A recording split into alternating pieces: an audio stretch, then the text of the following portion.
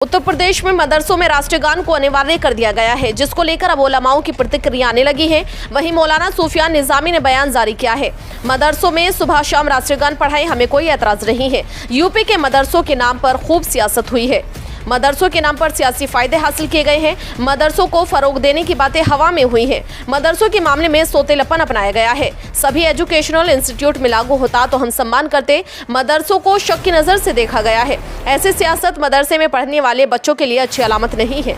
प्रधानमंत्री एक तरफ कहते हैं कि मदरसे में पढ़ने वाले बच्चों के एक हाथ में कुरान शरीफ और दूसरे हाथ में लैपटॉप हो, लेकिन मदरसों के बच्चे के साथ जिस तरह से सोतेला व्यवहार किया जा रहा है वह सही नहीं है।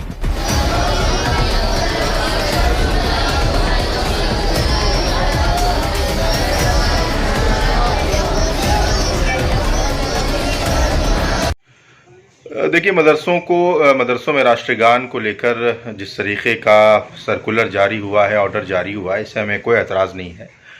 आप मदरसों में सुबह शाम राष्ट्रगान पढ़ाइए, इस पर मदरसों वालों को भी कोई एतराज़ नहीं है।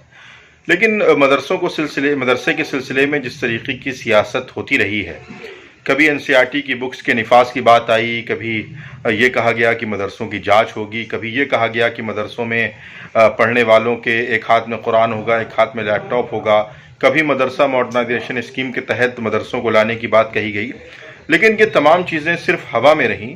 मदरसों के नाम पर सियासी मकासद तो हासिल किए गए, सियासी फ़ायदे तो हासिल किए गए, लेकिन उसको ज़मीन पर कभी नहीं उतारा गया। इसलिए मदरसों के सिलसिले में इस तरीके का सौतेलापन, अगर आप तमाम एजुकेशनल इंस्टीट्यूट में इस तरीके की चीज़ों को नाफिज करें तो कहीं ना कहीं तमाम लोग उसका सम्मान करेंगे, उसको कबूल करेंगे। लेकिन मदरसों को शक की निगाहों से देखने का ये नतीजा है कि सिर्फ मदरसों के अंदर इस चीज़ों को अनिवार्य करके ये बात साबित की जा रही है कि अभी भी मदरसों के सिलसिले में जो शक और शुबात हैं वो दूर नहीं है।